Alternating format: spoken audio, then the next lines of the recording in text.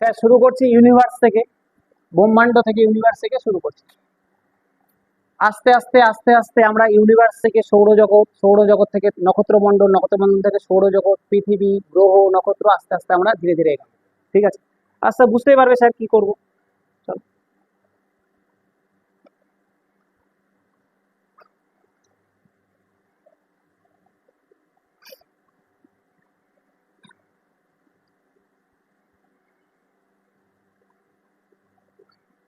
Universe.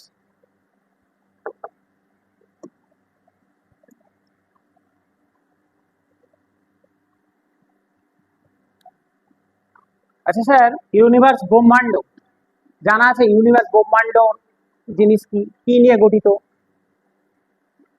Universe বা ব্রহ্মাণ্ড কি নিয়ে গঠিত জানা আছে? কি নিয়ে স্যার? গ্রহ নক্ষত্র। এটা ভালো কথা স্যার, গ্রহ নক্ষত্র এটা একদম প্রাইমারি ছোট জিনিস হয়ে গেল। গ্রহ নক্ষত্র অনেক পরে, তার আগে গ্যালাক্সি, বিলিয়ন অফ গ্যালাক্সি নিয়ে গঠিত। তাহলে যদি আমাকে বলতে হয় universe, what is universe? Billion of billion Galaxy. এবার স্যার গ্যালাক্সি কি জিনিস, এখান থেকে আমার এই চ্যাপ্টার শুরু। গ্যালাক্সি কি জিনিস, তার আগে ছোট ছোট দুই একটা কথা স্যার একদম নোট ডাউন করতে করতে যাবে। স্টাডি অফ ইউনিভার্স, ব্রহ্মাণ্ড নিয়ে যে পড়াশোনা, study of universe known as cosmology, সৃষ্টি তত্ত্ববিদ্যা। তাহলে স্টাডি অফ ইউনিভার্সকে আমরা কি বলি? কসমোলজি। কসমোলজি, সৃষ্টি তত্ত্ববিদ্যা, সৃষ্টি তত্ত্ববিদ্যা, সৃষ্টি তত্ত্ববিদ্যা। ছোট ছোট কোশ্চেন একটা একটা করে লিখতে লিখতে যাবে, লিখতে লিখতে যাবে। পিডিএফ সব না, পিডিএফ নাই, কিচ্ছু পিডিএফ নাই, অন করো। সৃষ্টি তত্ত্ববিদ্যা, হাত পা চালাও, হাত পা চালাও, মাথা চালাও, যেইটুকু বেশি তোমার বেশি সায়েন্টিস্ট বুদ্ধি লাগবে না, যেইটুকুটা বলছে এইটুকুটা করো, দেখবে সব কমন পেয়ে যাবে। যেইটুকুটা বলছে এইটুকুটা করো।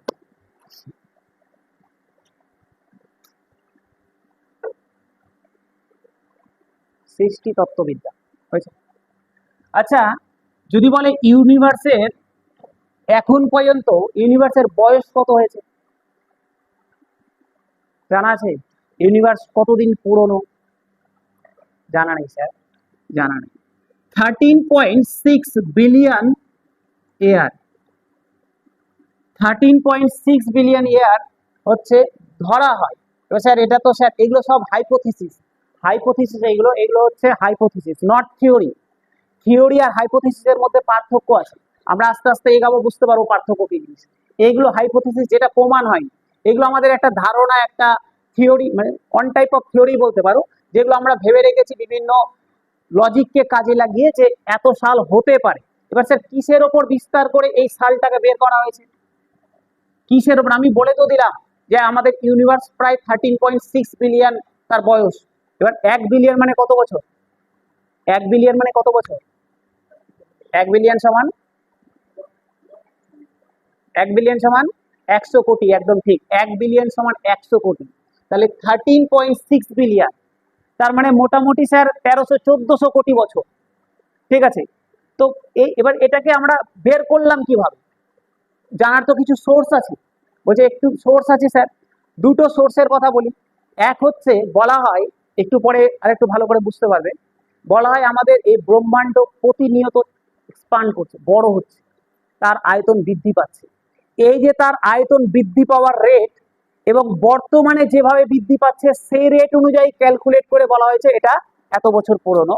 আর একটা জিনিস কাজে লাগানো হয়েছে, এখন পর্যন্ত আবিষ্কৃত হওয়া সব থেকে পুরনো নক্ষত্র, তার যে এজ, তার এজটাকে দেখে একটা ক্যালকুলেশন করা হয়েছে। মোটামুটি বলা হয় এত বিলিয়ন ইয়ার পুরনো হচ্ছে আমাদের ইউনিভার্স।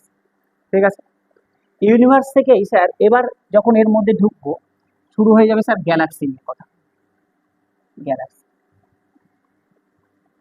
গ্যালাক্সির বাংলা হচ্ছে স্যার আকাশগঙ্গা। আকাশগঙ্গা নাম শুনেছে না? আকাশগঙ্গা,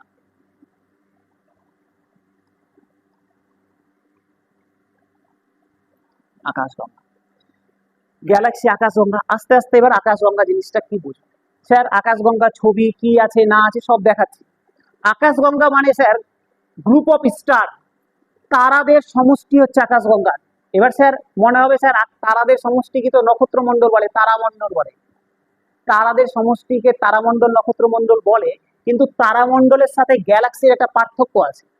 এই গ্যালাক্সিতে তারারা যখন একটা বিশেষ প্যাটার্নে থাকে, ধরে নাও এখানে একটা তারা আছে, বুঝবে এখানে একটা তারা আছে, এখানে একটা তারা, এখানে একটা তারা, এখানে একটা তারা, এই যে এর একটা প্যাটার্ন বানালো। যখন কোনো তারা একটা প্যাটার্নে আছে, প্যাটার্নটাকে আমরা তারামণ্ডল নক্ষত্রমণ্ডল বলি, কিন্তু ওর পুরো সমষ্টিটাকে আমরা গ্যালাক্সি বলি। এরকম 100 বিলিয়ন গ্যালাক্সি একসাথে এসে ইউনিভার্স বানিয়েছে। আমরা তাহলে ইউনিভার্স থেকে এবার গ্যালাক্সিতে ঢুকলাম। গ্যালাক্সি, এই গ্যালাক্সিগুলোর সমষ্টি হচ্ছে ইউনিভার্স। এবার গ্যালাক্সি কি জিনিস? গ্যালাক্সি বললাম এটা হচ্ছে তারাদের সমষ্টি। গ্যালাক্সি হচ্ছে তারাদের, বিলিয়ন অফ বিলিয়ন তারা, বিলিয়ন অফ বিলিয়ন স্টার এক জায়গাতে এসে গ্যালাক্সি বানাচ্ছে। বোঝা গেল? আমরা এবার গ্যালাক্সি নিয়ে একটু ডিটেলস এগাবো। বোঝা গেল গ্যালাক্সি জিনিসটা নর্মালি কি জিনিস? বিলিয়ন অফ তারা একসাথে এসে একটা গ্যালাক্সি বানিয়েছে। এবার স্যার এই যে গ্যালাক্সি দুটো কম্পোনেন্ট দিয়ে তৈরি। গ্যালাক্সি তোমাকে পড়বে কম্পোনেন্ট অফ গ্যালাক্সি, গ্যালাক্সি কি কি দিয়ে তৈরি। তাহলে আমি এক্ষুনি বুঝে গেলাম স্যার গ্যালাক্সির মেন কম্পোনেন্ট তো স্টার, তারা। 98% স্যার 98% স্টার থাকে, তারা থাকে গ্যালাক্সিতে। 2% বাকি যে 2% কি থাকে? বাকি যে 2% আছে, এখানে বিভিন্ন গ্যাস, বিভিন্ন ডাস্ট পার্টিকেল, বিভিন্ন ধূলিকণা, বিভিন্ন কণা, এগুলো ঘুরে বেড়াচ্ছে 2%। তাহলে এর মধ্যে 2% এর মধ্যে বিভিন্ন ডাস্ট পার্টিকেল আছে, বিভিন্ন গ্যাস রয়েছে। ঠিক আছে, আস্তে আস্তে যেটুকুটা বলছি শুধু এইটুকুটা বুঝতে গাও স্যার। হঠাৎ করে এখন মাথার মধ্যে স্যার এলো না যে স্যার স্টার কিভাবে তৈরি হবে। আমরা ধীরে ধীরে গ্যালাক্সি ভাঙতে যাচ্ছি। ইউনিভার্স থেকে গ্যালাক্সি থেকে তারামণ্ডল আসবো, সৌরজগৎ আসবো, স্টার আসবো, ভাঙতে যাবো, সব থিওরি বুঝতে যাবো। ঠিক আছে, তাহলে 98% বললাম স্টার আছে, 2% ডাস্ট পার্টিকেল, গ্যাস, এগুলো নিয়ে তৈরি হয়েছে গ্যালাক্সি। ঠিক আছে, আচ্ছা স্যার এই যে স্টারের কথা তো বলে দিলাম, এই যে স্টার গুলো যে এখানে আছে, এই স্টার নিয়ে গ্যালাক্সি, মেইনলি স্টার নিয়ে গ্যালাক্সি। স্টার গুলো জল করে জ্বলছে, আমি যদি গ্যালাক্সির কোনো পিকচার দেখি, দেখবো গ্যালাক্সিটা জল করে জ্বলছে। তাহলে এই যে গ্যালাক্সির যে যে উজ্জ্বল ভাবটা আসলো কোথা থেকে? স্টার থেকে। গ্যালাক্সির যে উজ্জ্বল, যে গ্যালাক্সির পিকচার যদি দেখবো ছোট ছোট বিন্দুর মতো জল করছে গোটা গ্যালাক্সি জুড়ে, এর এই জল অংশটাই হচ্ছে স্টার। তাহলে গল্প হচ্ছে স্টারের মধ্যে আছে এটা কি? স্টার, এই যে বিভিন্ন স্টার, তারাগুলো জল করছে কেন? তারাগুলো জল করছে কারণ এর মধ্যে অনবরত নিউক্লিয়ার রিয়াকশন চলছে। কি স্যার? এর মধ্যে অনবরত হাইড্রোজেন গ্যাস হিলিয়ামে কনভার্ট হচ্ছে, কোন প্রক্রিয়ার মাধ্যমে? ছোটবেলা থেকে আমরা পড়ে এসেছি, কোন প্রক্রিয়া জানা আছে? নিউক্লিয়ার ফিউশন, নিউক্লিয় সংযোজন। দুটো প্রক্রিয়া হয়, এখানে লিখে দিচ্ছি স্যার। নিউক্লিয়ার রিয়াকশন দুই ধরনের হয়, এক হচ্ছে নিউক্লিয়ার ফিউশন, নিউক্লিয় সংযোজন, আর একটা হচ্ছে নিউক্লিয়ার ফিশন বা নিউক্লিয় বিভাজন। তাহলে দুই ধরনের হয়, একটা হচ্ছে নিউক্লিয় সংযোজন, আর একটা হয় নিউক্লিয় বিভাজন। এটাকে বলে নিউক্লিয় ফিউশন, FUSSION, ফিউশন। আর একটা হচ্ছে ফিশন, FI, ফিউশন, একটা হচ্ছে ফিশন। এই যে স্যার একটু আগে পড়ার চ্যাপ্টার, প্রথম চ্যাপ্টার ছিল না জিওগ্রাফি আছে সায়েন্স, স্যার দেখো ধীরে ধীরে আমরা কেমিস্ট্রির দিকে ঢুকছি, জিওগ্রাফি আছে সায়েন্স ঢুকছে। বলছে এই যে স্টার গুলোর মধ্যে কোন প্রক্রিয়া? দুটো প্রক্রিয়া তো আমরা জানি, যে একটা নিউক্লিয় সংযোজন ফিউশন, একটা নিউক্লিয় বিভাজন ফিশন। এর মধ্যে কোনটা হচ্ছে স্যার? এর মধ্যে হচ্ছে নিউক্লিয় সংযোজন হচ্ছে, ফিউশন হচ্ছে। মনে কিভাবে রাখবে? পরীক্ষা হলে গন্ডগোল হয়ে যাবে বারবার, ফিউশন না ফিশন। মনে রাখবে স্যার, সান সূর্যের মধ্যে কি হয়? সূর্যতে SU আছে, ইউ, তাহলে ইউ থেকে মনে রাখবে FU আসবে, ফিউশন আসবে। সানে ইউ, ফিউশনে ইউ, সংযোজন প্রক্রিয়া হয়। ছোট্ট করে যদি বলতে হয় স্যার সংযোজন কি আর বিভাজন কি, বলছে যখন দুটো ছোট নিউক্লিয়াস জয়েন্ট হয়ে একটা বড় নিউক্লিয়াস বানাচ্ছে, দুটো এখানে করে দিচ্ছি স্যার, দুটো ছোট ছোট নিউক্লিয়াস যখন জয়েন্ট হয়ে একটা বড় নিউক্লিয়াস বানাচ্ছে, এটা হচ্ছে সংযোজন। যখন একটা বড় নিউক্লিয়াস বিভাজন হয়ে দুটো ছোটতে ভেঙে যাচ্ছে, বিভাজন। এটা সংযোজন। যখন একটা বড় ভেঙে ছোটতে ভেঙে যাচ্ছে, তখন এটা হচ্ছে বিভাজন। যখন দুটো জয়েন্ট হয়ে বড় হচ্ছে, সংযোজন। যখন একটা বড় ভেঙে ছোট হচ্ছে, বিভাজন। নর্মালি এটা দেখা যায় বিভিন্ন বোম, যেগুলো অ্যাটম বোম কাজ করি আমরা, সেখানে দেখা যায় ফিশন মানে বিভাজনটা। আর যত স্টার গুলোতে হয়, সব হয় সংযোজন। দুটো প্রসেসেই যখনই দুটো নিউক্লিয়াস জয়েন্ট হয়ে একটা বড় নিউক্লিয়াস বানাচ্ছে, বলছে এখান থেকে এটা বড় তো তৈরি হচ্ছে, কিন্তু তার সাথে সাথে এখানে ইনফাইনাইট নাম্বার এনার্জি রিলিজ করছে। এরা ইনফাইনাইট নাম্বার এনার্জি রিলিজ করছে, এবং এই এনার্জিটাই হচ্ছে এই স্টার গুলোকে জ্বলজ্বল করার কারণ। বোঝা গেল? যখনই দুটো পরমাণু জয়েন্ট হচ্ছে বা একটা ভেঙে দুটো তৈরি হচ্ছে, দুটো প্রসেসেই প্রচুর পরিমাণে এনার্জি রিলিজ হয়। এই এনার্জি গুলোই হচ্ছে গিয়ে এই সূর্যের বা বিভিন্ন নক্ষত্রের এত তাপের কারণ। কতটা এনার্জি হয় স্যার? মনে হতে পারে একটা যদি ছোট্ট নিউক্লিয়াস, একটা পরমাণু চোখে দেখা যায় না, সেটা যদি জয়েন্ট হয় কইটুকু বা এনার্জি হবে? বলছে কইটুকু এনার্জি হবে। একটা খুব সুন্দর একটা বই আছে, নারায়ণ সান্যালের লেখা একটা বই আছে, বিশ্বাসঘাতক বলে।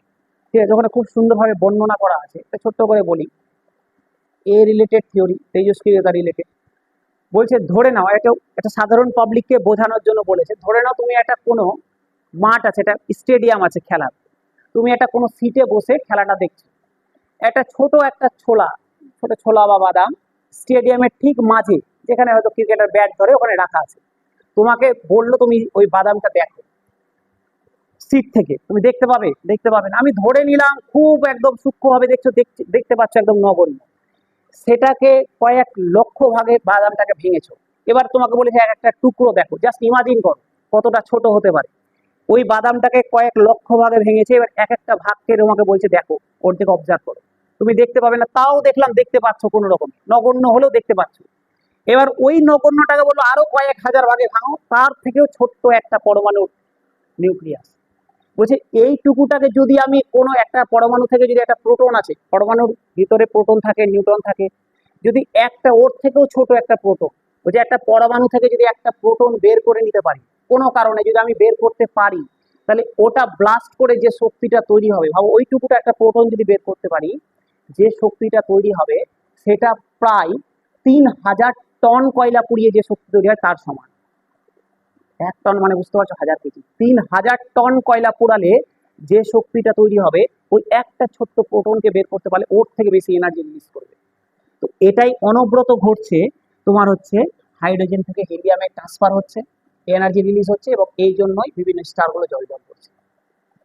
ঠিক আছে, আমাদের যে সূর্য, প্রত্যেকটা জিনিস নোট ডাউন করতে যাবে স্যার। সেই স্টারে কি থেকে কি রিলিজ হয়? হাইড্রোজেন কনভার্ট হয় কিসে? হিলিয়াম। হাইড্রোজেন কনভার্ট হয় হিলিয়াম। ঠিক আছে, ভুল করবে না। এই প্রক্রিয়াটার নাম কি? নিউক্লিয় ফিউশন বা সংযোজন, নিউক্লিয় সংযোজন প্রক্রিয়া। ঠিক আছে, এই পর্যন্ত বোঝা গেল? কিছু বলিনি, বললাম গ্যালাক্সি স্যার কম্পোনেন্ট কি? দুই ধরনের কম্পোনেন্ট আছে। মেন হচ্ছে স্টার 98%, আর 2% হচ্ছে ডাস্ট পার্টিকেল বা গ্যাস নিয়ে তৈরি। এই স্টারগুলো স্যার কি হয়? স্টারগুলোর মধ্যে কি হয়? হাইড্রোজেন অনবরত হিলিয়ামে কনভার্ট হচ্ছে, হাইড্রোজেন গ্যাস অনবরত হিলিয়ামে কনভার্ট হচ্ছে। এই যে প্রসেসটা, এটার নাম হচ্ছে নিউক্লিয়ার ফিউশন প্রসেস। ঠিক আছে, নিউক্লিয় সংযোজন প্রক্রিয়া। এটা বাদ দিয়ে আরেক ধরনের প্রক্রিয়া হয় নিউক্লিয় বিভাজন প্রক্রিয়া, যেটা আমরা এখানে পড়ি। এটা আমাদের এখানকার গল্প নয়, আমাদের সংযোজনটাই শুধু গল্প, সংযোজনটাই বললাম। এই সংযোজন প্রক্রিয়াতে হাইড্রোজেন অনবরত কনভার্ট হয়ে যাচ্ছে হিলিয়াম। ঠিক আছে, আচ্ছা আমাদের তো মুছে দিব, এটা মুছে দিলাম এটা। ঠিক আছে, আমাদের আমাদের সূর্যের, নিঃসন্দেহে আমাদের যদি সানকে নিয়ে বলি, নিঃসন্দেহে আমাদের সূর্যের মধ্যেও হাইড্রোজেন কনভার্ট হচ্ছে হিলিয়ামের মধ্যে, সূর্যের মধ্যেও হাইড্রোজেন হিলিয়ামে কনভার্ট হচ্ছে। তাহলে এই সূর্যের মধ্যে মেনলি দুটো গ্যাসই প্রেজেন্ট আছে। ঠিক আছে, যদি আমি 100% ধরে নিই, তার মধ্যে প্রায় 73% আছে হাইড্রোজেন, 27% আছে হিলিয়াম। অনবরত হাইড্রোজেন হিলিয়ামে কনভার্ট হচ্ছে। ঠিক আছে, অনবরত হাইড্রোজেন হিলিয়ামে কনভার্ট হচ্ছে, তার মানে এটা যে সূর্য অনবরত কিন্তু হাইড্রোজেনের পরিমাণ একটু একটু হলো কমছে। সূর্যে এই কারণেই প্রত্যেকটা জিনিস যখন সৃষ্টি হয়েছে তার একটা বিনাশ আছে। যখন আমরা তারা নিয়ে পড়বো, যখন আমরা তারাদের কথা বলবো, দেখবে তারাগুলো কিন্তু একটা সময় পর ব্ল্যাক হোল হয়ে যায়। সূর্য বলা হয় তার অর্ধেক জীবন সূর্য অতিবাহিত করে নিয়েছে, আর সূর্যের অর্ধেকটা জীবন আছে। একটা সময় পর সূর্য একটা সময় পর হারিয়ে যাবে। এবার কোথায় হারাবে, কিভাবে, ব্ল্যাক হোল হবে না সেটা সুপারনোভা হবে না সেটা ব্ল্যাক ডুইট হবে, হোয়াইট ডুইট হবে, এগুলো আমাদের তারাদের গল্প, তারাতে এসে বলছি।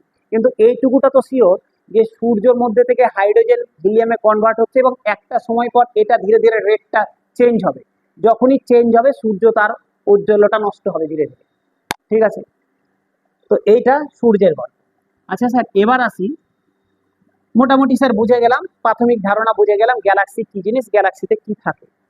এবার sir type of Galaxy, Galaxy কত প্রকারের হতে পারে।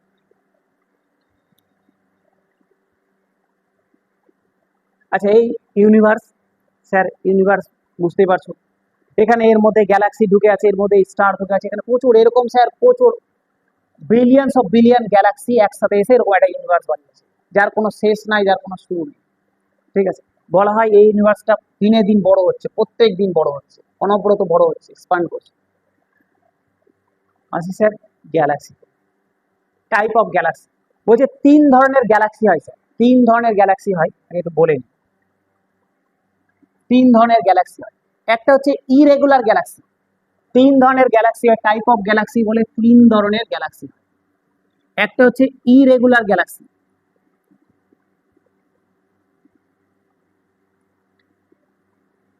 Irregular Galaxy. এক হয় স্যার, এক হয় ইলিপ্টিক্যাল গ্যালাক্সি, উপবৃত্তাকার গ্যালাক্সি, ইলিপ্টিক্যাল,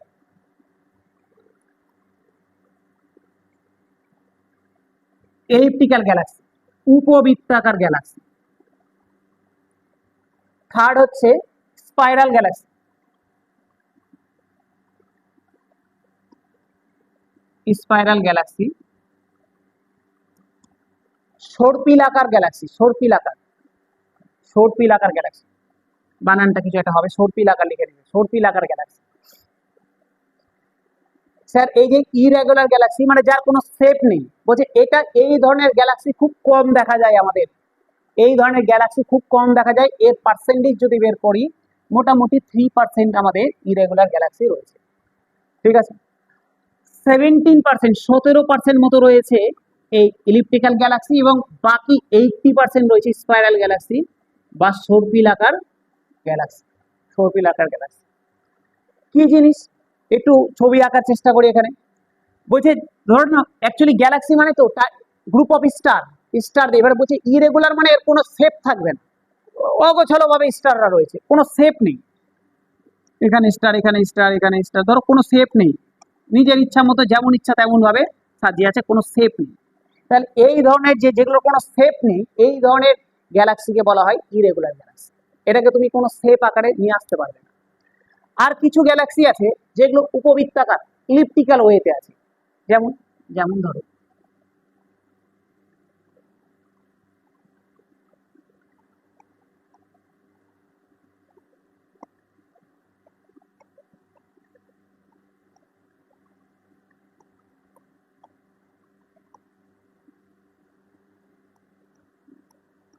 দেখো, যদি এগুলোকে কানেক্ট করার চেষ্টা করি,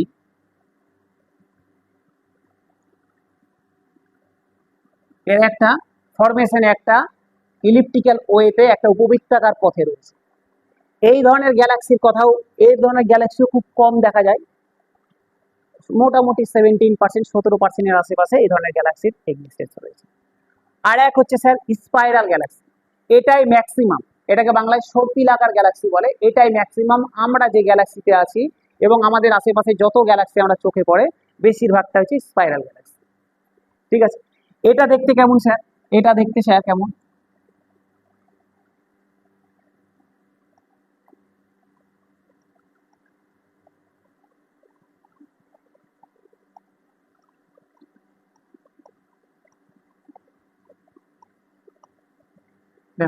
এরকম যদি হয় স্যার, এখান থেকে আমি যদি একটা কানেক্ট করার চেষ্টা করি, এইভাবে চলছে, এইভাবে চলছে, এটা হচ্ছে গিয়ে স্পাইরাল গ্যালাক্সি, সর্পিলাকার গ্যালাক্সি। বোঝা গেল, তিনটা জিনিস বুঝতে পেরেছো, বোঝা গেল, যেটার কোনো শেপ নেই ইরেগুলার গ্যালাক্সি, এটা একটা নির্দিষ্ট উপবৃত্তাকার শেপে রয়েছে, ইলিপ্টিক্যাল গ্যালাক্সি। এটা স্যার এটা একটা সর্পিলাকার শেপে রয়েছে, এটা হচ্ছে স্পাইরাল গ্যালাক্সি। ঠিক আছে, আচ্ছা চলো মুছে দেবো এটা। এবারে তোমাকে আমি অরিজিনাল ছবি দেখাচ্ছি তিনটা গ্যালাক্সি কি ধরনের দেখতে হয়। ঠিক আছে, এই জয়টা মুছে দিলাম।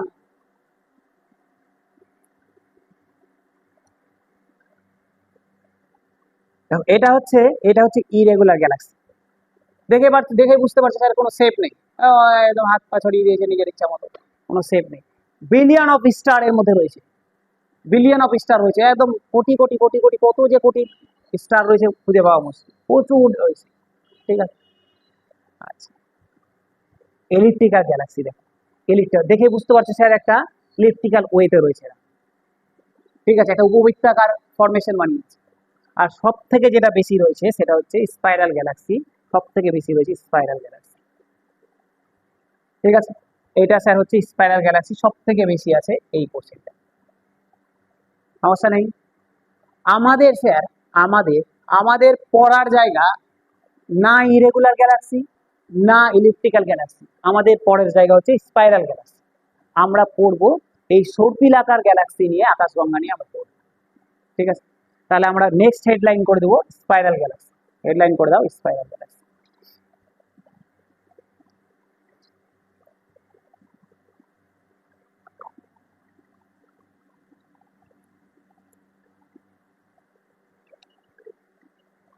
তাহলে স্যার এটা তো বুঝে গেলাম, এই স্পাইরাল গ্যালাক্সিটা মোটামুটি দেখতে স্যার এরকম হবে, এরকম ভাবে থাকে। ঠিক আছে, বলছে ভালো করে শুনবে। এই স্পাইরাল গ্যালাক্সির একদম যে কেন্দ্র, একদম যে কেন্দ্র, এই কেন্দ্রে সব থেকে বেশি স্টার থাকে, কেন্দ্রে সব থেকে বেশি স্টার, এইগুলোকে বলা হয় আর ভুজা বাহু, এগুলোকে বলা হয় স্পাইরালটার বাহু। নর্মালি দেখা গেছে তিনটা বাহু থাকে, নর্মালি এমন যে তিনটায় থাকতো এরকম কোনো ব্যাপার নেই, কিন্তু নর্মালি দেখা গেছে তিনটা বাহু লক্ষ্য করা গেছে। আর এই যে ভেতরেরটা এটাকে বলে বাল্জ,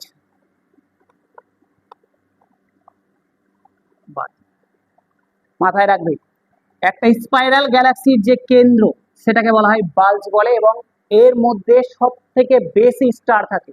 পরীক্ষায় কোশ্চেন দিল যে গ্যালাক্সির কোথায় সব থেকে বেশি স্টার দেখা যায়, বাল্জে দেখা যায়। বাল্জটা কি স্পাইরাল গ্যালাক্সির কেন্দ্র হচ্ছে বাল্জ। ঠিক আছে, স্পাইরাল গ্যালাক্সির কেন্দ্র হচ্ছে বাল্ব, এখানে সব থেকে বেশি উজ্জ্বল এবং এখানে সব থেকে বেশি ঘন থাকে। ঠিক আছে, এবার কেন থাকে, কোশ্চেন হচ্ছে কেন ওর কেন্দ্রে সব থেকে বেশি স্টার কেন থাকে, তার বেশ কিছু কারণ আছে। তার সব থেকে বড় যেটা গল্প, সব থেকে বড় যেটা কারণ সেটা হচ্ছে গ্র্যাভিটেশনাল ফোর্স। কেন্দ্রে কেন্দ্রে এর গ্র্যাভিটেশনাল ফোর্স সব থেকে বেশি। এর কেন স্যার, কেন কেন্দ্রে ওর গ্র্যাভিটেশনাল ফোর্স বেশি? প্রথম কথা হচ্ছে, আমি যদি দেখো এটা তো আর আলাদা কোনো খণ্ড নয়, এখানে যদি কেউ যাত্রা শুরু করে ও ঘুরতে ঘুরতে ঘুরতে ঘুরতে ঘুরতে ঘুরতে একসময় কেন্দ্রে গিয়ে পৌঁছাবে, তাই তো? তার মানে আলটিমেট যে কোনো নক্ষত্র, ভালো করে বুঝবে, যদি কোনো নক্ষত্র এই পথ বরাবর যাত্রা করে ও আলটিমেট গিয়ে কিন্তু ওর স্থান কেন্দ্রে।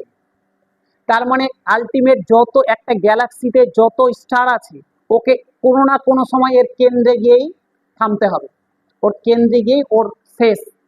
তো যখনই কোনো স্টার শেষ হয় সে বিভিন্ন টাইপ গ্রহণ করতে পারে, তার মধ্যে একটা টাইপ হচ্ছে ব্ল্যাক হোল।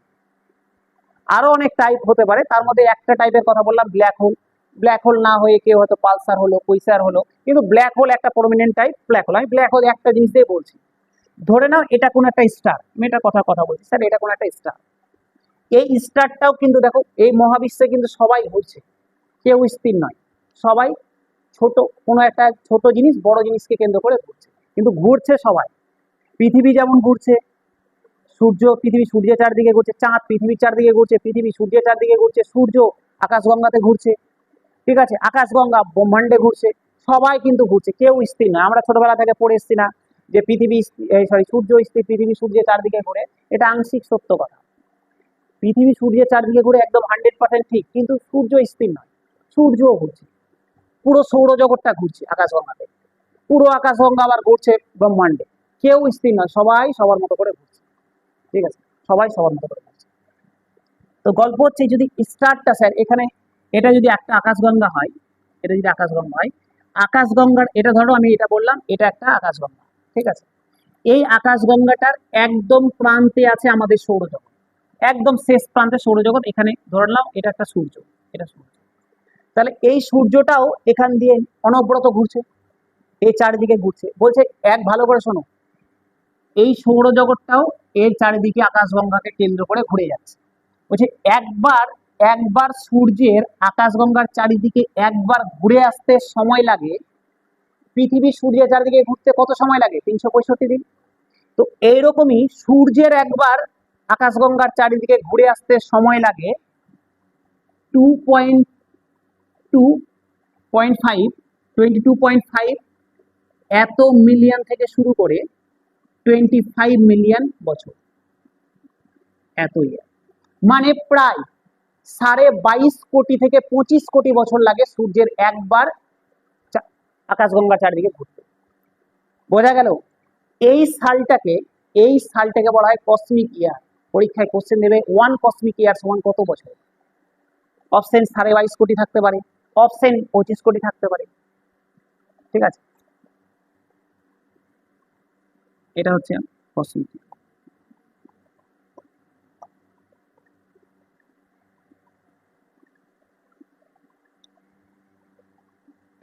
সরি মিলিয়ন না, এটা কোটি হবে। মিলিয়ন হলে আর একটা শূন্য দিতে হবে, তাহলে পয়েন্ট দেওয়া যাবে না, এত কোটি হবে, এত কোটি বছর। মিলিয়ন দিলে তাহলে 225 থেকে 250 মিলিয়ন করতে হবে, 225 মিলিয়ন থেকে 250 মিলিয়ন, বা যদি কোটিতে লেখো তাহলে 22.5 কোটি থেকে 25 কোটি বছর। এই টাইমটাকে বলা হয় কসমিক ইয়ার, 1 কসমিক ইয়ার। পরীক্ষায় কোশ্চেন দিবে 1 কসমিক ইয়ার সমান কত বছর, তোমাকে যেভাবে অপশন থাকবে সেভাবে অ্যান্সার করবে, ঠিক আছে। বোঝা গেল স্যার? বোঝা গেল? তাহলে এই তাকাও, তাহলে যেখানে ছিলাম ব্যাক করে আসি। তাহলে এই যে সূর্য, এই সূর্যটাও তাহলে ঘুরছে কোনো একটা সময়, আজ থেকে কয়েক হাজার কোটি বছর পর, যে সময় হোক, কোনো একটা সময় সূর্যও তো বিলীন হয়ে যাবে, সূর্যও তার ক্ষমতা হারিয়ে দিবে। তো সূর্য ক্ষমতা হারিয়ে এক সময় কেন্দ্রে আসবে, ব্ল্যাক হোল তৈরি করবে। আর এই ব্ল্যাক হোলগুলো তাহলে সূর্যের আগে যারা আছে, ধরো না সূর্য থেকেও আগে যারা তৈরি হয়েছে, ওরা ধরো অনেকে এতদিনে ব্ল্যাক হোল হয়ে গেছে। তাহলে এই ব্ল্যাক হোলটার গ্র্যাভিটেশনাল ফোর্স অনেক বেশি, ব্ল্যাক হোলটার গ্র্যাভিটেশনাল ফোর্স টান অনেকটাই বেশি। কতটা টান স্যার? বলা হয় ব্ল্যাক হোলের থেকে ভারী জিনিস গোটা বিশ্ব ব্রহ্মাণ্ডে কিছু নেই, ব্ল্যাক হোলের থেকে ঘন বস্তু আর পৃথিবীতে কিছু নেই। ধরে নাও আমার এখানে একটা পেপার আছে, এটা আমার এরকম অবস্থায় আছে, ঠিক আছে, এরকম অবস্থায় আছে। আমি যদি বলি স্যার এ কতটা আয়তন নিয়েছে, এই যা লাগবে এতটা আয়তন নিয়েছে, কিন্তু এই পেপারটাকে যদি আমি ভালো করে ভাঁজ করে দিই, আরো ভাঁজ করে ছোট ছোট করে দিলাম, দেখো এ আরো অল্প জায়গা নিল, বেশি ঘন হয়ে গেল। এটাকে যদি আরো পিটিয়ে পিটিয়ে করি এইটুকু হয়ে যাবে, তাহলে ওটা আরো বেশি ঘন হয়ে গেল। তাহলে যে কোনো জিনিসকে যত তুমি পেটাতে থাকবে, যত এক জায়গায় নিয়ে আসতে রাখবে অনুকে, তত বেশি ঘন হবে। বলছে এই করতে করতে পৃথিবী গোটা বিশ্ব ব্রহ্মাণ্ডের মধ্যে সব থেকে ঘন বস্তু হচ্ছে ব্ল্যাক হোল। বলছে ব্ল্যাক হোলের সাধারণভাবে যদি বুঝতে যাও ব্ল্যাক হোল কতটা ভারী, বলছে 1 চামচ যদি ব্ল্যাক হোল তুলি, 1 চামচ ব্ল্যাক হোলের ওজন কয়েকশো হাতির সমান। তার মানে বুঝতে পারছো কত ভারী। যদি একটা ছোটখাটো ব্ল্যাক হোল কোনোদিন পৃথিবীর সাথে ধাক্কা লেগে যায়, পৃথিবীকে একদম মিডিল থেকে দুভাগে ভেঙে দেবে, এতটা ভারী। বলছে এখান দিয়ে লাইটও পাস করতে পারে না, লাইট টাইম আটকে যায়, সময়কেও এর থামিয়ে দেয়, এতটা ঘন। তো যাই হোক, তো এই যে এতটা ঘন জিনিস ভিতরে ঢুকে আছে, তো নিঃসন্দেহে ওর টান বেশি হবে। যদি স্যার অভিকর্ষীয় টান বেশি হয়, গ্র্যাভিটেশনাল ফোর্স যদি বেশি হয়, তা নিঃসন্দেহে এখানে বেশি স্টার ঘনীভূত হবে, যার জন্য এই বাল্জে স্টারের সংখ্যা বেশি, সব থেকে বেশি স্টার দেখা যায় কোনো একটা গ্যালাক্সির বাল্জ পোর্শনে। ক্লিয়ার হলো? বোঝা গেল স্যার? সমস্যা নাই তো? আসবো পরে, নেক্সট আসুন। আচ্ছা দেখো একটু ভালো করে লক্ষ্য করো স্যার, এটা একটা স্পাইরাল গ্যালাক্সি, স্পাইরাল গ্যালাক্সি। এই যে স্যার এই যে মিডিলের পোর্শনটা দেখতে পাচ্ছ, দেখেই বুঝতে পারছো না স্যার এইগুলোর তুলনায় এখানে বেশি স্টার আছে বলেই একদম চকচক করছে বেশি, এটাকেই বলা হয় বাল্জ পোর্শন। দেখো বাল্জ, ঠিক আছে। আর এইগুলো হচ্ছে ওর আর্ম, এইগুলো হচ্ছে এই একটা, এইগুলো হচ্ছে আর একটা আর্ম, এগুলো হচ্ছে ভুজা। ভুজাতে আর্ম গুলোতে তুলনামূলক স্টার গুলো কম থাকে, বালজের তুলনায় কম থাকে। দেখো লিখাই আছে স্পাইরাল আর্মস। ঠিক আছে,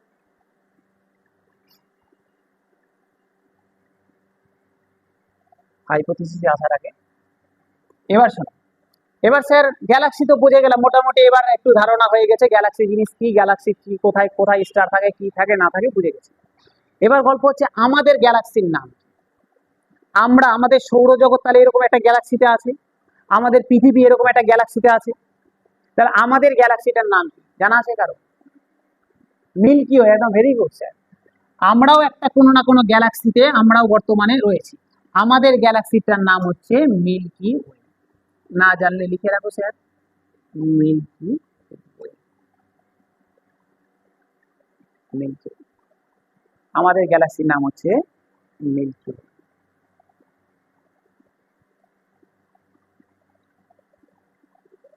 বলা হয় আমাদের সৌরজগৎ এই মিল্কি ওয়ের কোনো একটা প্রান্তরে রয়েছে, এমন না যে মিডিলে আছে সৌরজগৎ, তা না, একটা কর্নারে আছে সৌরজগৎ, কর্নারে কোনো একটা কর্নারে আছে, যার এই এরকম পোর্শনে সূর্য আছে।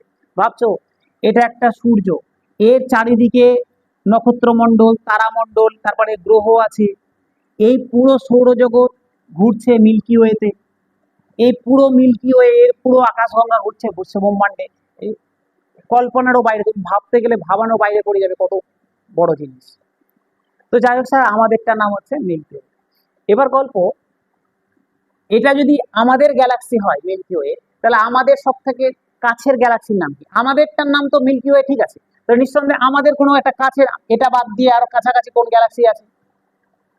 আমাদের কাছাকাছি গ্যালাক্সির নাম জানা আছে কারণ? আমাদের সব থেকে কাছের গ্যালাক্সির নাম কি? আমরা যে গ্যালাক্সিতে বর্তমানে আছি তার নাম মিল্কি ওয়ে, ভালো কথা। তা আমাদের কাছের সব থেকে গ্যালাক্সির নাম, এটা বাদ দিয়ে, এটাতে তো আমরা আছি, এবার এখান থেকে সব থেকে কাছে কোনটা কি বলো? জানা উচিত স্যার, এগুলো বাচ্চা বয়সে পড়ানো হয়, কদিন পড়াতে যাবে বাচ্চাদেরকে। কি নাম? অ্যান্ড্রোমেডা। অ্যান্ড্রোমেডার নাম শোনোনি? সবাই শুনেছো, অ্যান্ড্রোমেডার নাম শুনেনি? কে সাগর শোনি? তাহলে আমাদের সব থেকে কাছের গ্যালাক্সির নাম হচ্ছে অ্যান্ড্রোমেডা। অ্যান্ড্রোমেডা হচ্ছে আমাদের সব থেকে কাছের গ্যালাক্সি।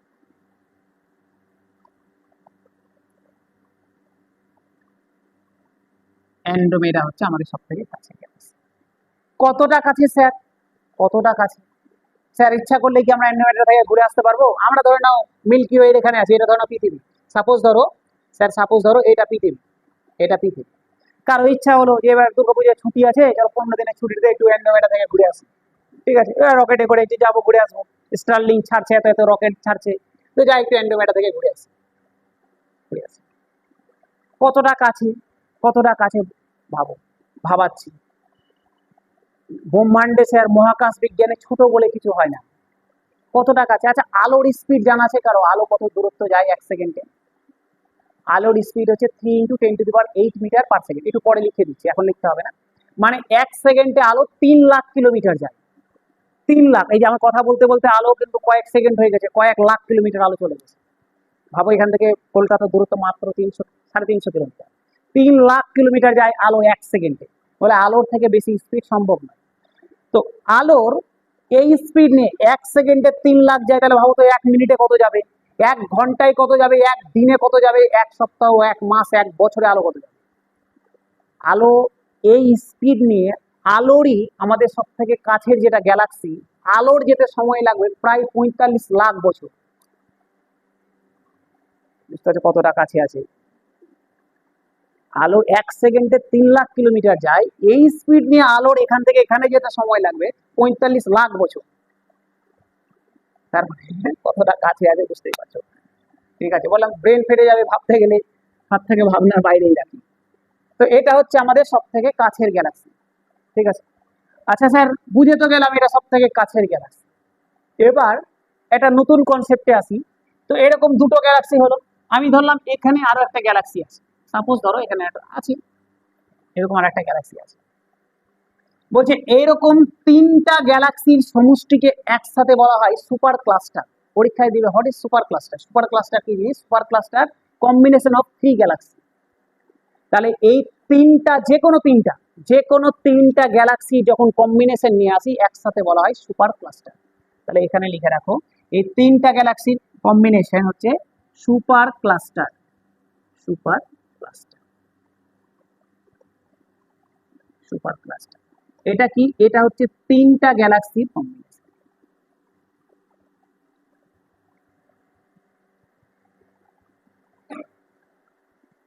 তিনটা গ্যালাক্সির কম্বিনেশন হচ্ছে সুপার ক্লাস্টার।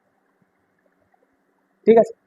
রিসেন্টলি আমাদের ভারতীয় একজন বিজ্ঞানী একটা সুপার ক্লাস্টার আবিষ্কার করেছেন, একটা সুপার ক্লাস্টার তিনি পর্যবেক্ষণ করেছেন, তার নাম দেওয়া হয়েছে সরস্বতী সুপার ক্লাস্টার। মাথায় রাখবেন, রিসেন্ট আবিষ্কার হওয়া সুপার ক্লাস্টার, রিসেন্ট আমাদের ভারতীয় একজন বিজ্ঞানী আবিষ্কার করেছেন সরস্বতী সুপার ক্লাস্টার।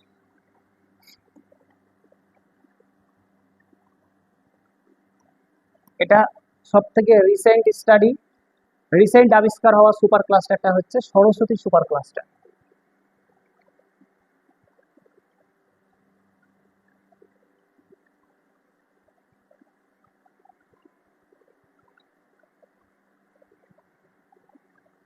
ঠিক আছে স্যার, কারো কোনো সমস্যা?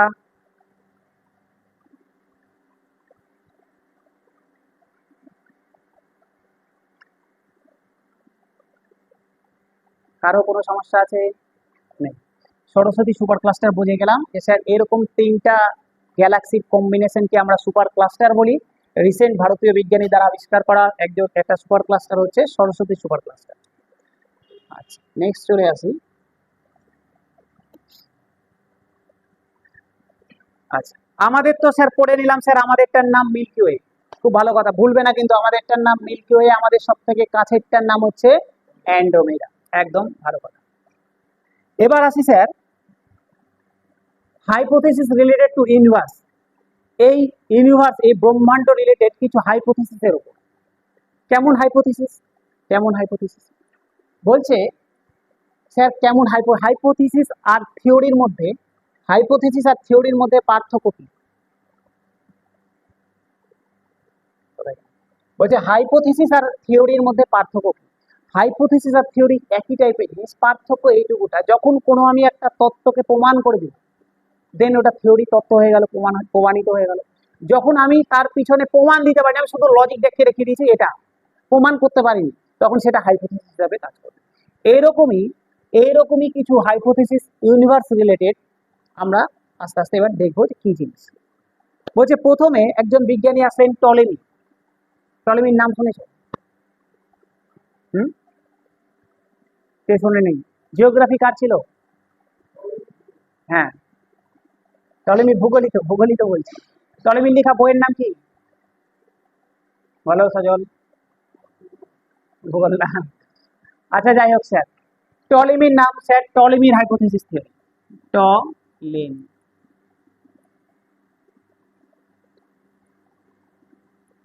বলছে মানুষ প্রথমে বিশ্বাস করতো যে পৃথিবী স্থির, সূর্য পৃথিবীর চারদিকে ঘুরছে। এই তত্ত্ব ঠিক না, এই হাইপোথেসিসটা কার দেওয়া? টলেমির দেওয়া, যে পৃথিবী স্থির এবং পৃথিবীকে কেন্দ্র করে সূর্য তার চারিদিকে ঘুরছে।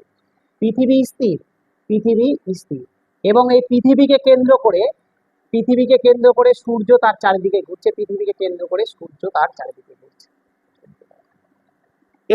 এই তত্ত্বটার উপরে বিশ্বাস করেই কিন্তু প্রায় 700 বছর ধরে মানুষ এটাকে সত্য মেনে চলছিল, যে হ্যাঁ এটাই সত্যি, পৃথিবী স্থির আছে, যার জন্য আমরা হয়তো দিনের বেলা সূর্যোদয় দেখতে পাই পূর্ব দিকে, সন্ধ্যাবেলা পশ্চিম দিকে সূর্যাস্ত দেখতে পাই। এটাই আমরা মেনে চলছিলাম এখন। কিন্তু আস্তে আস্তে যখন এই ধারণাটা কিভাবে ভাঙলো, আমরা এবার এই দিকে এগাবো। ঠিক আছে, বোতল আছে না?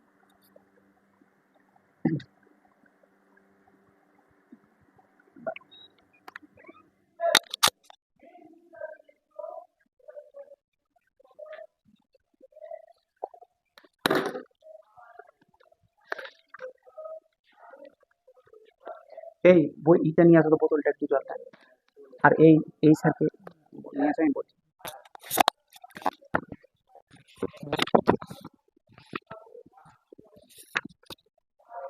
তো বলছে যে টলেমির বলছে যে টলেমি বললো যে এরকম পৃথিবী স্থির এবং সূর্য পৃথিবীর চারিদিকে ঘুরছে।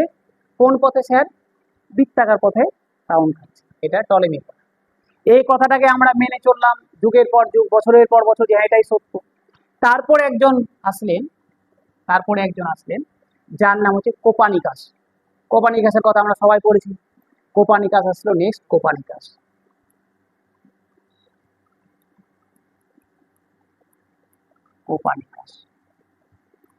কোপানিকাস এসে বললেন যে না, এটা ভুল কথা, টলেমি এতদিন যা বলে গেছে এটা ভুল কথা, এরকম হয় না, উল্টা ঘটনা ঘটে। সূর্য স্থির, পৃথিবী সূর্যের চারিদিকে বৃত্তাকার পথে ঘুরছে। তিনি এসে বললেন সূর্য স্থির এবং পৃথিবী সূর্যের চারিদিকে উপবৃত্তাকার পথে বৃত্তাকার পথে রাউন্ড করছে পৃথিবী। এটা বলল কোপানিকাস। এবার যখন তিনি এই কথাটা বললেন, চারিদিকে এবার একটা ঝামেলা শুরু হয়ে গেল। এতদিন ধরে লোকজন তাই মেনে এসছে, হঠাৎ করে বলে দিচ্ছে এটা, বলে মানা যাবে না। ওই সময় যারা খ্রিস্টান ধর্মাবলম্বী লোক ছিল, তারা আগে থেকে কিন্তু আমাদের শিক্ষা দীক্ষার ব্যাপারটা খ্রিস্টানরা বেশি এগিয়ে ছিলেন। তারা বললো যে না, ওটা ঠিক কথা, তুমি এটা বলছো, এটা কোনোদিন যুক্তিসম্মত হতে পারে না। কোপানিকাসকে ধরে তুলে নিয়ে গেল, মেরে ফেলে দিল কোপানিকাসকে, সত্যি কথা বলার জন্য মারা গেলেন ব্যক্তি। বললো ঠিক আছে, ও তো প্রমাণ করতে পারলো না, প্রমাণ করতে পারলো না। তিনি লজিক দেখালেন, তার লজিক গুলোকে সব উঠিয়ে দিল, না হবে না। আচ্ছা, নেক্সট আরেকজন আসলেন কোপানিকাসের পরে, আরেকজন আসলেন, তার নাম হচ্ছে কেপলারের কথাও আমরা জিওগ্রাফি পড়তে গিয়ে পাবো না? কেপলারের নাম শুনেছো তো? ইনি বললেন যে কোপানিকাস যা বলেছে ঠিকই বলেছে, কোপানিকাস যেটা বলেছে ঠিকই বলেছে, লোকটাকে ফালতু তোমরা শাস্তি দিলে। কোপানিকাস যা বলেছে ঠিকই বলেছে, একটু সংশোধন করা দরকার আছে। বলছে কি? বলছে সূর্য তো স্থির, কোনো অসুবিধা নেই এটা নিয়ে। সূর্য স্থির, পৃথিবী সূর্যের চারিদিকে ঘুরছে, কিন্তু বৃত্তাকার পথে নয়, উপবৃত্তাকার পথে। কোপানিকাস বলে গেছিল বৃত্তাকার পথে ঘুরছে, বৃত্তাকার পথে। এ বললো বৃত্তাকার পথে নয়, উপবৃত্তাকার পথে ঘুরছে। উপবৃত্তাকার পথে ঘুরছে, উপবৃত্তাকার, এই উপবৃত্তাকার পথে ঘুরছে, উপবৃত্তাকার পথে ঘুরছে। ঠিক আছে, সূর্য তার নাভিতে আছে, ঠিক আছে, মিডিলে নেই, নাভিতে আছে, এবং পথটা ইলিপ্টিক্যাল হবে, উপবৃত্তাকার পথ। ঠিক আছে, বোঝা গেল? এটা কেপলার বলল। ইনিও প্রমাণ করতে পারলেন না, প্রমাণ তো কিছু নেই। নেক্সট আসলেন গ্যালিলিও।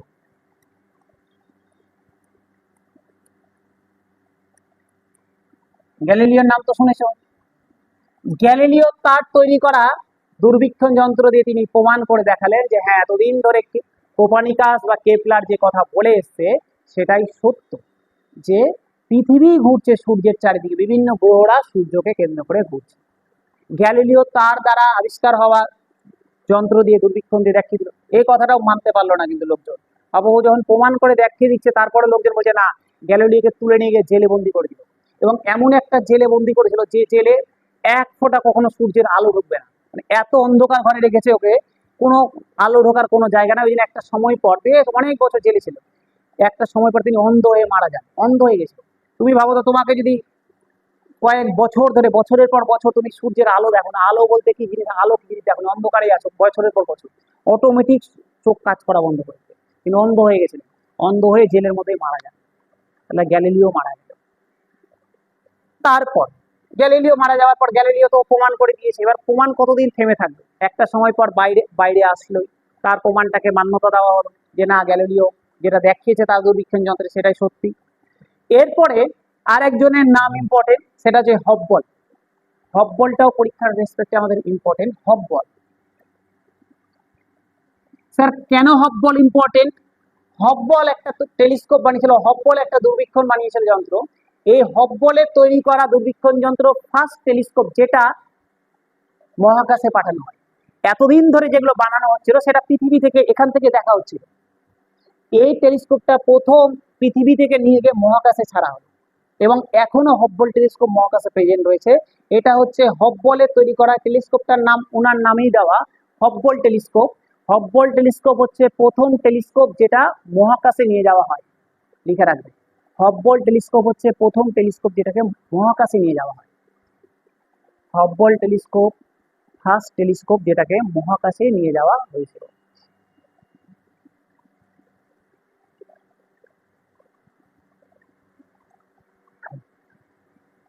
হাব্বল হয়ে গেল। এই গেল কিছু হাইপোথেসিস রিলেটেড টু ইউনিভার্স। তাহলে স্যার ক্লিয়ার হলো প্রথম থেকে কি কি বললাম? হাইপোথেসিস ফার্স্ট পড়লাম কার কথা? ফার্স্ট পড়লাম টলেমির কথা। ঠিক আছে, টলেমি টলেমি টলেমি লিখে একটা বই আছে, কি বই? জিওগ্রাফিকা। তো এখানেই তিনি বলেছিলেন, এই জিওগ্রাফিকা বইতে তিনি উল্লেখ করেছিলেন যে পৃথিবী স্থির, সূর্য পৃথিবীর চারদিকে রাউন্ড করছে, কেন্দ্র করে ঘুরছে। এটা টলেমির কথা। নেক্সট আসলো কোপানিকাস। কোপানিকাস বললো যে না, ভুল কথা বলেছে, পৃথিবী স্থির নয়, পৃথিবী ঘুরছে, সূর্যকে কেন্দ্র করে পৃথিবী ঘুরছে একটা বৃত্তাকার পথে। এরপরে কেপলার আসলো, বললো একদম কোপানিকাস ঠিকই বলেছে, শুধু একটু ডিরেকশনটা চেঞ্জ হবে, ওটা বৃত্তাকার পথে ঘুরছে না, ওটা উপবৃত্তাকার পথে ঘুরছে, ইলিপ্টিক্যাল ওয়েতে ঘুরছে। তারপরে আসলেন গ্যালিলিও, গ্যালিলিও প্রমাণ করে দেখালেন। তারপরে আসলো হব্বল। হব্বলের টেলিস্কোপ হচ্ছে ফার্স্ট টেলিস্কোপ যেটাকে মহাকাশে পাঠানো হয়েছিল। ক্লিয়ার হলো? এবার স্যার চলে আসি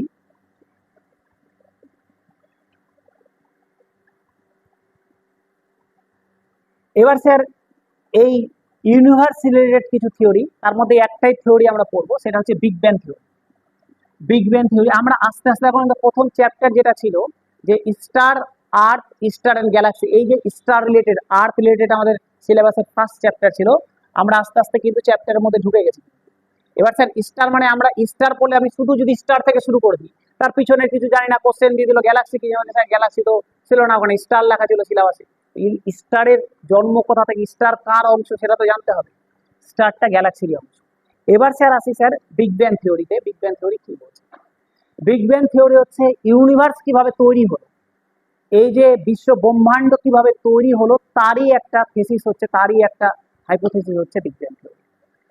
জর্জ লেন্তারে এনার প্রবক্তা। কার থিওরিটা?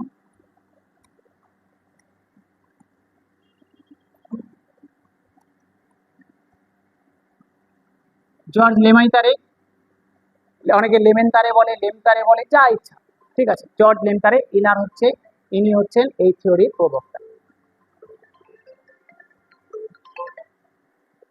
ইনি হচ্ছেন এই থিওরির প্রবক্তা। ঠিক আছে, বোঝা গেল? কি বলেছিলেন ইনি, এই থিওরিতে কি বলা হয়েছে? এখানেই বলা হয়েছে কিভাবে এই পুরো জিনিসটার সৃষ্টি হয়েছে। এবার দেখো, ইনিও দেখেননি, আমিও দেখিনি কিভাবে সৃষ্টি হয়েছে, না তোমরা দেখেছো। তাহলে এটা পুরোটাই হচ্ছে আমার এমন একটা থিওরি দিব, যে থিওরিটাকে কেউ ভুল প্রমাণ করতে পারবে না। যতক্ষণ কেউ না আমার থিওরিকে ভুল বলছে, আমারটাই ঠিক। যখনই কেউ ভুল প্রমাণ করে দিবে, আমারটা ভুল হয়ে গেল, ওরটা ঠিক হয়ে গেল। এবার আমিও জানি না, উনিও জানেন না, এগুলো সব থিওরি, এগুলো সব হাইপোথিসিস, এগুলো তার কাল্পনিক, এটা নিয়ে একটা লজিক, কাল্পনিক না, তিনি অবশ্যই লজিক দেখিয়েছেন, তিনি অবশ্যই রিসার্চ করেছেন, তারই রিসার্চ পেপার, কিন্তু এগুলোর কোনো প্র্যাকটিক্যাল প্রমাণ নেই। আমার যেটা বলার উদ্দেশ্য, প্র্যাকটিক্যাল প্রমাণ নেই, এটাকে আমরা সঠিক মেনে নিয়েই চলছি। যখনই কোনোদিন ভবিষ্যতে অন্য কোনো থিওরি বেশি এর থেকে প্রাধান্য পেয়ে যাবে, তখন আমরা এটাকে বন্ধ করে ওটাকে প্রাধান্য দেওয়া শুরু করব। তো ইনার কথা মতে, যে এই বিশ্ব ব্রহ্মাণ্ডের যে এত এত গ্যালাক্সি, এত এত যে স্টার, এই যে ব্রহ্মাণ্ডের সৃষ্টি, সেটা কোথা থেকে হলো? বলছে প্রথমে প্রথমে একটা বড় একটা বিন্দু ছিল, বড় একটা বিন্দু বা পদার্থের সমষ্টি ছিল। ঠিক একটাই পয়েন্ট ছিল, ভালো করে বুঝবে, একটাই পয়েন্ট ছিল। এই পয়েন্টটাতে অনবরত এর উপরে চাপ, প্রেসার, অনবরত এর টেম্পারেচার, অনবরত এর উপরে প্রেসার, টেম্পারেচার বাড়তে থাকে। এটা আমি ধরে নাও কোনো একটা জিনিস আছে, কোনো একটা ধরে নাও কাছের একটা ছোট্ট টুকরো আছে, এই টুকরোটার উপর অটোমেটিক আমি প্রতিদিন এর টেম্পারেচার বাড়াচ্ছি, এর উপরে প্রেসার বাড়াচ্ছি, একটা সময় এটা ব্লাস্ট করে যাবে, ভেঙে যাবে। যখনই এটা ভেঙে ব্লাস্ট করে গেল, এর মধ্যে থেকে প্রচুর পরিমাণে পদার্থ বেরিয়ে গেল, ইলেকট্রন বেরালো, প্রোটন বেরালো, নিউট্রন বেরালো।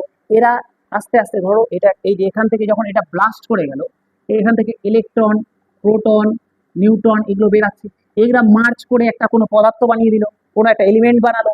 এই এরকম প্রচুর এলিমেন্ট একসাথে আসলো, প্রচুর এলিমেন্ট গুলো একসাথে আসলো, এনে একটা বড় পদার্থ হলো। এই পদার্থটা আস্তে আস্তে যখন বড় হচ্ছে, এই পদার্থটা যখন আস্তে আস্তে বড় হচ্ছে, এর মধ্যে অণুজীবের সৃষ্টি হলো, এর মধ্যে অণুজীব সৃষ্টি হলো। এটা যখন আরেকটু বড় হচ্ছে, দিনে দিনে বড় হচ্ছে, এক্সপান্ড করছে, এটা বড় হচ্ছে, এ যখন আরো বড় হলো, অণুজীব, এর মধ্যে আরো কিছু বহুকোষী জীব তৈরি হলো। আরো যখন বড় হতে লাগলো, এর মধ্যে আস্তে আস্তে ছোট ছোট গাছপালা, অমুক ধুমুক ধীরে ধীরে ধীরে ধীরে জন্মাতে লাগলো। জন্মাতে জন্মাতে এটা একটা পৃথিবীর আকার নিল, ঠিক আছে, বা বিভিন্ন গ্রহের আকার নিল। তাহলে অ্যাকচুয়ালি এটা কিন্তু এই যে এরকম একটা না, এরকম crore crore crore billion of billion তৈরি হয়েছে। আগে সবার একটা জায়গাতে একটা বিন্দুতেই ছিল, ওটাতে প্রেসার বাড়তে বাড়তে টেম্পারেচার প্রেসার বাড়তে বাড়তে বাড়তে বাড়তে একটা সময় ব্লাস্ট করে গেছে, ঠিক আছে। ওই ব্লাস্টের অংশগুলোই হচ্ছে আমরা। একটা ধরে নাও লাড্ডু আছে, লাড্ডু, এই যে কি বলে মতিচুর, মতিচুরের লাড্ডু আছে, ওই লাড্ডুটা হচ্ছে এই পয়েন্টটা। লাড্ডুটাকে যদি আমি ভেঙে দিলাম, মেরে দিলাম, চারিদিকে মতিচুরের দানাগুলো ছড়িয়ে যাবে। ওই ছড়িয়ে যাওয়া দানাগুলোই হচ্ছে এই ব্রহ্মাণ্ডের বিভিন্ন তারা, নক্ষত্র, স্টার। এরা অনেকগুলো স্টার একসাথে এসে গ্যালাক্সি বানিয়েছে। বলছে ভালো করে শোনো, বলছে এটাও বলা হয়েছে এর রিভার্স প্রসেসটাও সম্ভব, রিভার্স প্রসেসটারও কথা বলা হয়েছে, এরকমও হতে পারে।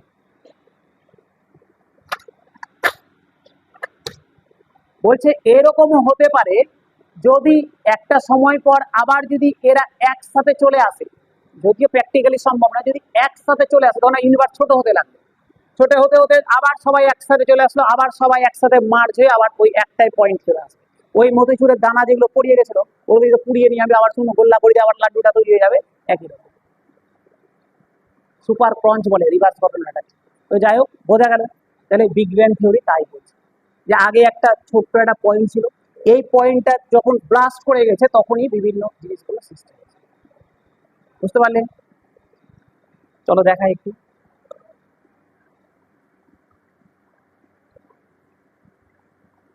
এটা স্যার বিগ ব্যাং থিওরি জাস্ট তোমার বোঝানোর জন্য। ধরো এরকম ভাবে এর উপরে প্রেসার বাড়ছে, প্রেসার বাড়তে বাড়তে যখন এটা যখন ভেঙে যাবে, এইভাবে যে ওর কণাগুলো ছড়িয়ে গেল, ঠিক একই রকম ভাবে তোমার হচ্ছে তোমাদের ব্রহ্মাণ্ডেরও সৃষ্টি। ঠিক আছে, বুঝে গেলে স্যার? দেখো, এই দেখো বিগ ব্যাং থিওরি কি বলছে। বলছে এই যে একটা পয়েন্ট ছিল, এই পয়েন্টটারই জন্যই, এই পয়েন্টটা থেকে ব্লাস্ট করে আলটিমেট ধীরে ধীরে সবকিছু সৃষ্টি হয়েছে। এই পয়েন্টটা ব্লাস্ট করে দেখো, ফার্স্ট সেকেন্ড প্রথমে ছোট ছোট ছোট ছোট কণার, এই কণাগুলো একসাথে মলিকুলগুলো আসলো। এটা একটা জাস্ট ওরা একটা টাইম পিরিয়ড দেখে, যে প্রথম সেকেন্ডে এরকম হলো, 3 মিনিট পর এরকম হলো, বিভিন্ন কণাগুলো একসাথে আসলো। তারপরে 3 লক্ষ বছর পর কণাগুলো থেকে ছোট ছোট অণুজীব, অণুগুলো তৈরি হলো।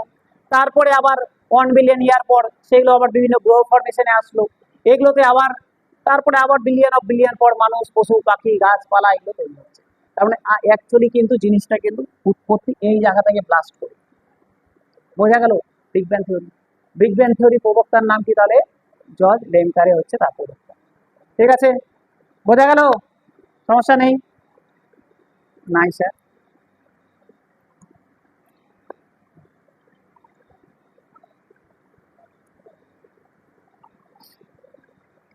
এবার স্যার এই মহাজাগতিক কিছু দূরত্ব, যে দূরত্বগুলো মাপা হয় কিসে, সেটা নিয়ে আমরা আসবো।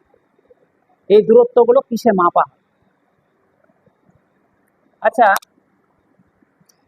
একটু আগে বললাম যে সূর্য সূর্য ইলেকট্রিক্যাল ওয়েকে, এই একটা সূর্যকে কেন্দ্র করে উপবৃত্তাকার পথে ইলেকট্রিক্যাল ওয়েতে পৃথিবী তাকে রাউন্ড মারছে। ঠিক আছে, যদি তাই হয় স্যার, যদি তাই হয়, দেখো তো এখানে সূর্য আছে, এটা যদি সূর্য হয়, এটা যদি পৃথিবী হয়, এটা যদি পৃথিবী হয়, এটা যদি পৃথিবী হয়, তাহলে নিঃসন্দেহে সূর্য থেকে পৃথিবীর দূরত্ব সব সময় সমান হবে না, বিভিন্ন সময় আলাদা হবে। কখনো অপসূর অবস্থান, কখনো অনুসূর অবস্থান, এগুলো আমরা যখন পৃথিবী পড়বো তখন আমরা এগুলো আলাদা করে পড়বো। স্যার অপসূর অবস্থান কত তারিখ?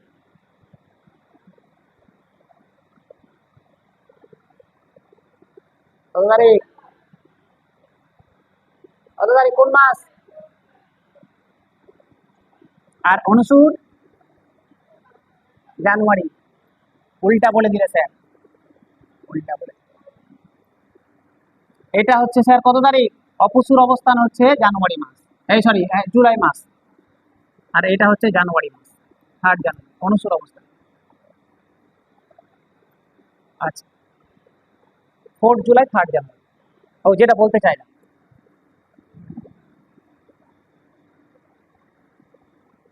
এখানে সান আছে, এটা। তাহলে যেটা বলতে চাইলাম স্যার, দূরত্ব সবসময় তো সমান হবে না, কখনো বেশি কখনো কম।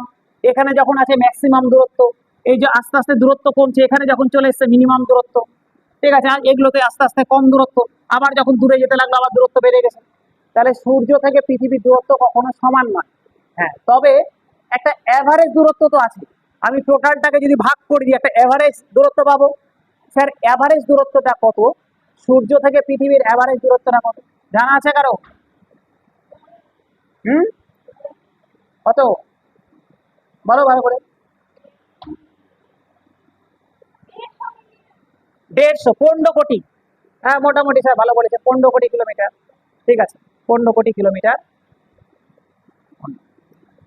আচ্ছা, এটাকে যদি আমি নিয়ে আসি 9.46 ইন্টু 10⁻11,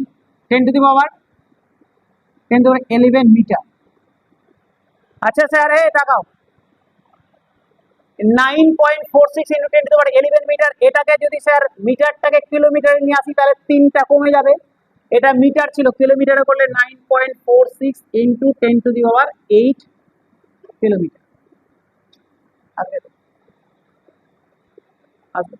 এই যে দূরত্বটা, স্যার এই যে দূরত্বটা, এটাকে বলা হয় অ্যাস্ট্রোনমিক্যাল ইউনিট। তোমাকে পরীক্ষায় দিবে 1 অ্যাস্ট্রোনমিক্যাল ইউনিট সমান কত, এটা লিখে রাখো, astronomical unit. Astronomical unit, A you দিয়ে লেখা হয় অ্যাস্ট্রোনমিক্যাল ইউনিট। তাহলে 1 অ্যাস্ট্রোনমিক্যাল ইউনিট সমান এটা।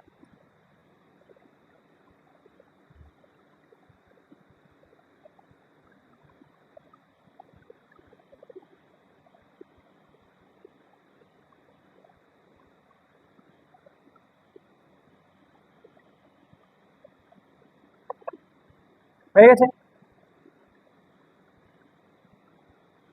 হয়ে গেল স্যার। আচ্ছা তার এই স্যার স্যার স্যার একটু একটু একটু, এটা 1.49, 1.49, একটু চেক করে, একটু কারেকশন করে নাও। 1.49 ইন্টু 10⁻11 অ্যাস্ট্রোনমিক্যাল ইউনিট। স্যার তাহলে একটা জিনিস তো বুঝে গেলাম স্যার, এই অ্যাস্ট্রোনমিক্যাল ইউনিট দিয়ে আমাদের দূরত্ব মাপা হয়।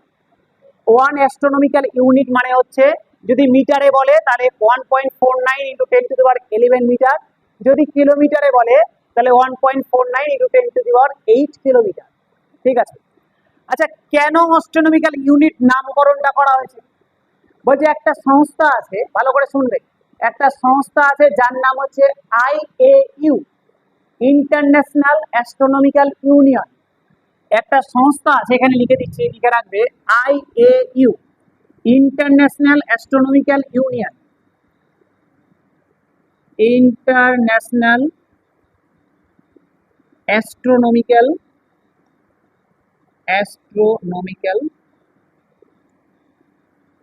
ইউনিয়ন।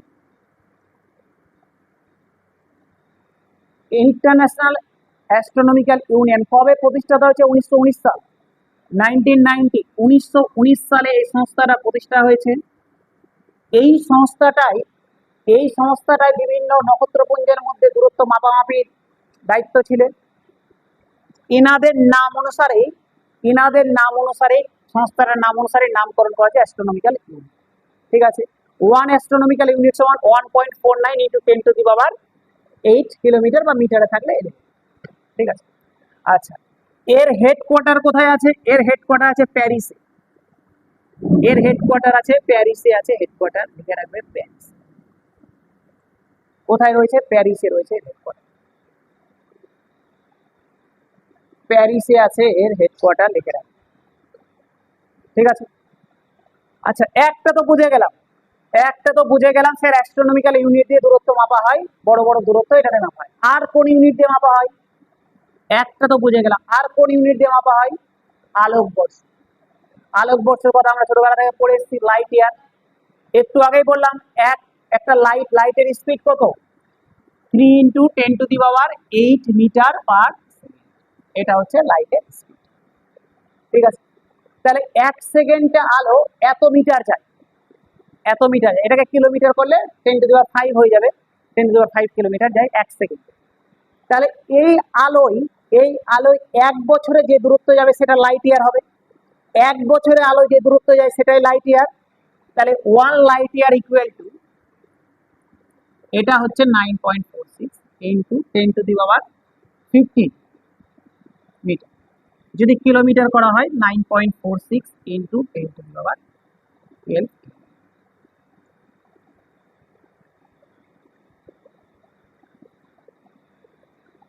ঠিক আছে, এটা হচ্ছে 1 আলোকবর্ষ, 1 light year. 1 light year 1 light year সমান। তাহলে দুটো ইউনিট পেয়ে গেলাম, যেটা বড় বড় দূরত্বকে মহাকাশে মাপার জন্য ইউজ করা হয়। একটা তো পেয়ে গেলাম অ্যাস্ট্রোনমিক্যাল ইউনিট। 1 অ্যাস্ট্রোনমিক্যাল ইউনিট সমান 1.49 ইন্টু 10⁻11 মিটার। কিলোমিটারে বললে 10⁸ কিলোমিটার হয়ে গেল। স্যার এটার দেখাশোনা কে করতো? ইন্টারন্যাশনাল অ্যাস্ট্রোনমিক্যাল ইউনিয়ন করতো। কত সালে প্রতিষ্ঠিত হয়েছিল? 1990-তে প্রতিষ্ঠিত হয়েছে। এর হেডকোয়ার্টার কোথায় আছে? প্যারিসে আছে। আচ্ছা, সেকেন্ড পড়লাম লাইট ইয়ার পড়লাম। লাইট ইয়ার স্যার আলো 1 বছরে যে দূরত্ব যায় সেটা 1 আলোকবর্ষ। 1 আলোকবর্ষ সমান 9.46 ইন্টু 10⁻12 কিলোমিটার। 1 আলোকবর্ষ সমান এটা। আচ্ছা, এবার আসি স্যার আরেকটা ইউনিট আছে যেটা সব থেকে বড় ইউনিট, পারসেক। দূরত্ব মাপার সব থেকে বড় ইউনিট হচ্ছে পারসেক। দূরত্ব মাপার সব থেকে বড় ইউনিট হচ্ছে পারসেক। 1 পারসেক সমান কত লাইট ইয়ার? 3.26 এত লাইট ইয়ার। এত লাইট ইয়ার।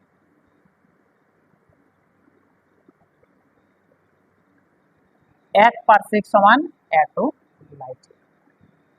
1 পারসেক বোঝা গেল? 1 পারসেক সমান এত লাইট। 1 পারসেক ইকুয়াল টু হচ্ছে এত লাইট ইয়ার। এটা হচ্ছে দূরত্বের সব থেকে বড় একক। দূরত্বের সব থেকে বড় একক হচ্ছে এটা। হয়ে গেছে স্যার? আরো কোনো সমস্যা নাই?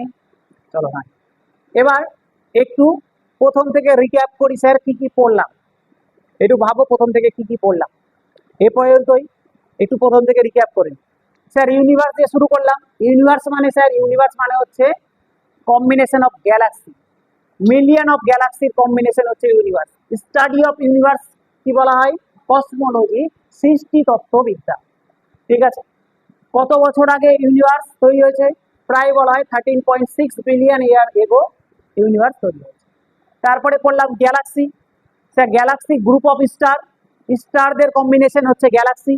কম্বিনেশন অফ গ্যালাক্সিতে আমরা কি কি পড়লাম? 2 টাইপের কম্পোজিশন আছে, এক হচ্ছে স্টার, এক হচ্ছে বিভিন্ন ডাস্ট পার্টিকেল, এগুলো রয়েছে।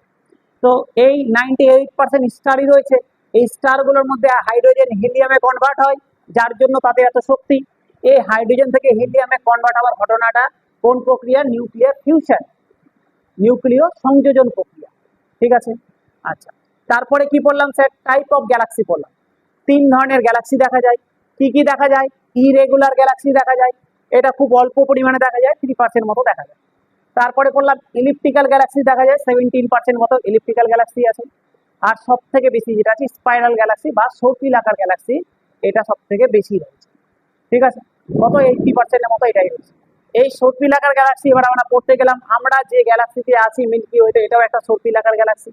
এই সর্পিলাকার গ্যালাক্সির একদম কেন্দ্রে সব থেকে বেশি থাকে হচ্ছে গিয়ে তারারা। এই কেন্দ্রকে কি বলে? বাল্ব বলে। এর চারিদিকে আর্মগুলোতে একটু কম থাকে। ঠিক আছে, আচ্ছা আমাদের সৌরজগৎ কিন্তু এর একদম কর্নারে রয়েছে, একটা শেষ প্রান্তে রয়েছে। সূর্য একবার প্রদক্ষিণ করতে কত বছর লাগায়? 22.5 থেকে 25 কোটি বছর লাগায়। এই সময়টাকে কসমিক ইয়ার বলে। ঠিক আছে, আচ্ছা তারপরে কি বললাম? সব থেকে কাছের গ্যালাক্সির নাম অ্যান্ড্রোমেডা। এরকম 3টা গ্যালাক্সি একসাথে আসলে সুপার ক্লাস্টার তৈরি হয়। রিসেন্ট সুপার ক্লাস্টার আবিষ্কৃত হওয়া হচ্ছে সরস্বতী সুপার ক্লাস্টার, রিসেন্ট আবিষ্কার হচ্ছে।